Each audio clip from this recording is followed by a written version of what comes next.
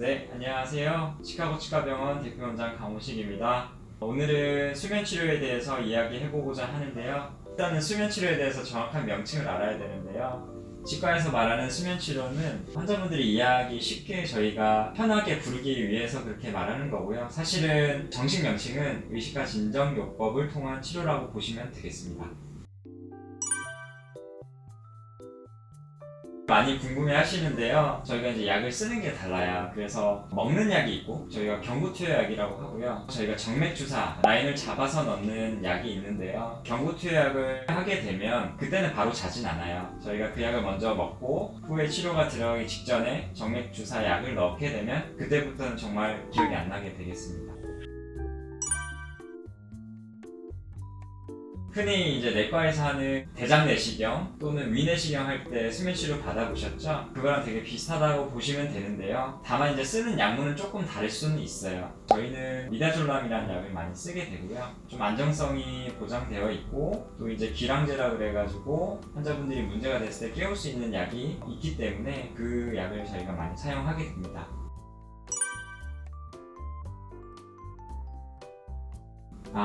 걱정 많이 하시죠. TV에서도 많이 보시잖아요. 위내시경 할 때 막 헛소리 많이 하죠. 사실 그런 걱정을 많이 하실 수 있는데 저희는 두 개의 수면 치료실이 따로 구비가 되어 있고 다 독립된 방이고요. 임플란트 수술 같은 경우 수술실이 따로 있기 때문에 그때 한꺼번에 수면 치료를 하게 되면 독립적인 방에서 진행이 되고 프라이버시를 지켜가면서 치료를 받으실 수 있습니다.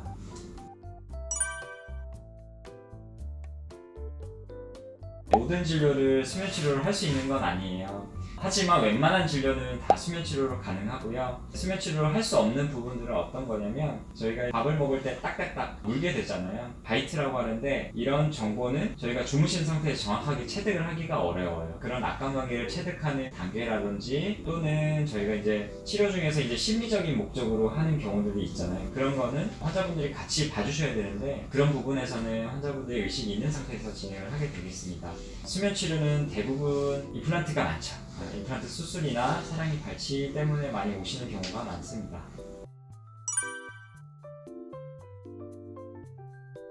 사실은 여유롭게 시간을 빼시면 그 정도 빼주면 좋죠. 일단 세부적인 시간을 말씀을 드리면 보통 이제 수면치료 진료 시간 본격적인 치료가 시작이 되고 끝나는 데는 약 2시간 정도 생각을 하셔야 되고요. 그 앞에 이제 저희가 준비해야 될 것들이 있어요. 저희가 이제 혈관 라인을 잡는다든지 먹는 약을 복용을 하신다든지 환자분이 중간에 화장실 가고 싶지 않게 화장실 다녀오는 시간까지 쭉 포함을 해서 치료 전에 시간이 한 30분에서 1시간 정도 필요하고요. 치료가 끝나고 저희가 의식이 온전히 회복이 되는데 시간이 또 필요합니다. 그래서 그거를 약 1시간 정도 회복을 하시다 가는 게 제일 좋기 때문에 총 진료 시간은 한 4시간 정도 생각하시는 게 좋겠습니다.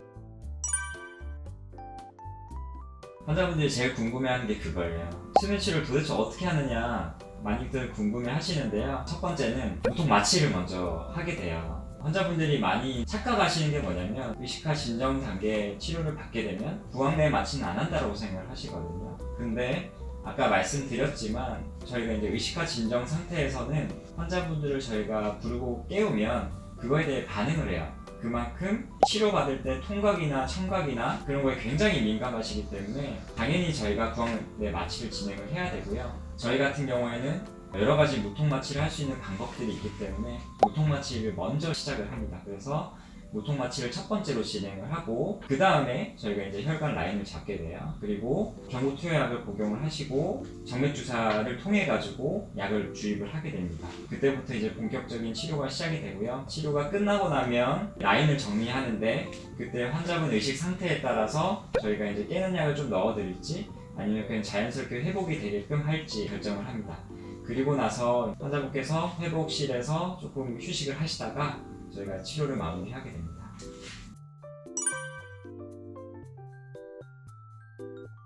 치료를 잘 받으시는 분들도 이 고난이도 진료가 들어가게 되면 시간이 엄청 길어지잖아요. 그걸 힘들어하시는 분들이 있어요. 특히나 이제 고난이도 임플란트 수술이라든지 사랑니 발치라든지 힘드신 분들도 수면치료를 많이 하고 계시고요. 또 이제 수면치료를 많이 찾는 분들은 구역질이 심하신 분들, 혀에 이제 기구가 닿기만 해도 구토 반응이 있으신 분들 제가 수면치료를 많이 했습니다.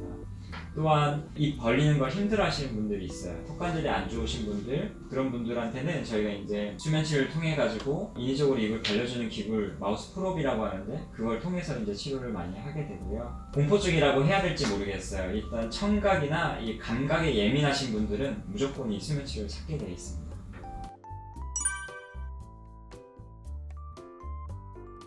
저희가 이제 아까 말씀드린 이 의식화 진정요법, 치과에서 하는 수면치료는 의료에서 사용하는 전신마취랑은 달라요. 전신마취랑 다르게 회복이 빠르고 부작용이 없어요.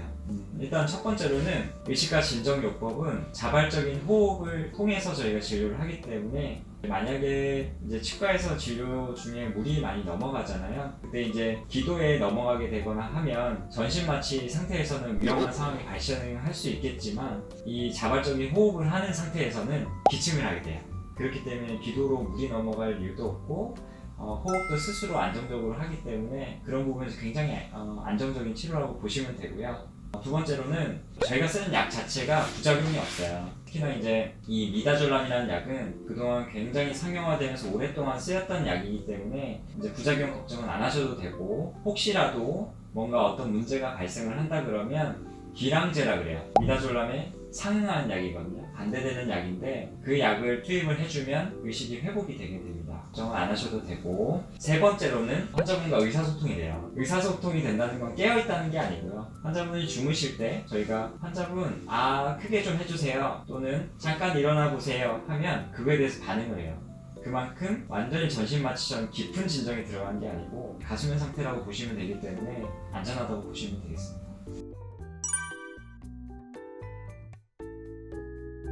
당연히 이제 수면치료 중에 어떤 위급한 상황이 생길지 모르잖아요. 아무리 의식화 진정 상태라고 하더라도 당연히 저희가 환자분의 상태를 체크를 할 수 있어야겠죠. 그래서 저희가 중요하게 생각하는 게 이제 바이탈 사인인데요. 바이탈 사인이라는 거는 예를 들면 환자분의 맥박 또는 산소 포화도 그리고 혈압 같은 걸 측정을 해서 환자분께서 안정적인 상태에 있는지, 혹시나 조금 바이탈 사인이 안 좋아지면서 위급한 상황이 오는지를 저희가 수시로 체크를 하고요. 혹시라도 문제가 발생을 한다 그러면 저희가 바로 대처를 하게 됩니다. 그래서 아까 말씀드린 미다졸람의 기랑제를 투여하기도 하고, 그것보다 더 위험한 상황이 발생을 하게 되면 응급처치를 할 수 있는 여러 가지 장비들이 구비되어 있습니다.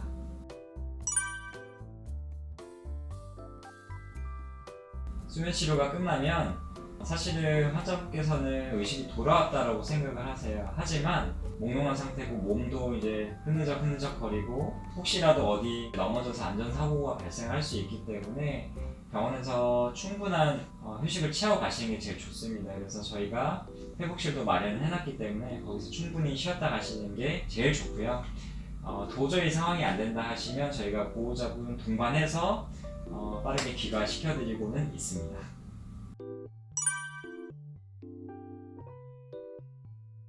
그냥 저희 병원에 오시면 됩니다. 농담이고요. 중요하게 봐야 되는 것들이 있겠죠. 일단 첫 번째로 제일 중요한 거는 그 치과가 얼마나 이 수면치료에 대한 임상 노하우가, 경험이 많은지를 보셔야 돼요. 이 수면치료는 그 누구나 어떤 원장님들은 할 수는 있지만요, 이 경험은 무시를 못하거든요. 왜 제가 이렇게 말씀을 드리냐면 수면약에 대해서 환자분들이 반응하는 민감도가 달라요. 그렇기 때문에 이 약을 이 정도 썼을 때 이 환자분이 이렇게 반응을 하는 거에 대해서 어떻게 대처를 할지, 약을 더 넣어야 될지 덜 넣어야 될 상황인지를 정확하게 아는 치과를 가셔야 된다고 보셔야 됩니다. 또한 이 약을 넣어놓고 치료하기 정말 어렵거든요. 환자분들 안 도와주세요. 고개를 돌리시는 분들도 있고, 입을 잘 안 벌리시는 분들도 있고, 코를 고는 분들도 있고, 이가리를 하는 분들도 있어요. 그런 상황에서 어떻게 내가 임상 노하우를 가지고 치료를 할 것인지, 그거에 대한 경험이 많은 원장님들을 찾아가는 게 전 좋다라고 보고 있고요. 두 번째로는 아까도 제가 말씀드렸지만 치과 내 안전장비 그리고 응급의료 시스템이 정확하게 잘 있어야 돼요. 이 안전장비라는 거는 아까 말씀드린 바이탈 측정기, 바이탈 사인 측정기를 통해 가지고 수시로 환자분의 안전한 상태를 체크를 할 수 있어야 되고, 또한 어떤 문제가 발생을 했을 때 응급의료 시스템이 정확하게 갖춰져 있어야지 빠른 대처가 되겠죠. 그런 치과를 찾아가는 게 중요합니다. 네, 마지막 세 번째는요. 규모 있는 치과가 아니면 이 시스템을 갖추기 어려운 건데요. 회복실이 있느냐예요. 당연히 아까 제가 말씀드린 대로 의식이 돌아왔다라고 생각하시는데 몽롱한 상태입니다. 그래서 그 상태로 치과 밖에 나갔을 때 어떤 상황이 있을지 모르기 때문에 충분하게 휴식을 하고 가실 수 있는 회복실이 있는지를 좀 보셨으면 좋겠습니다.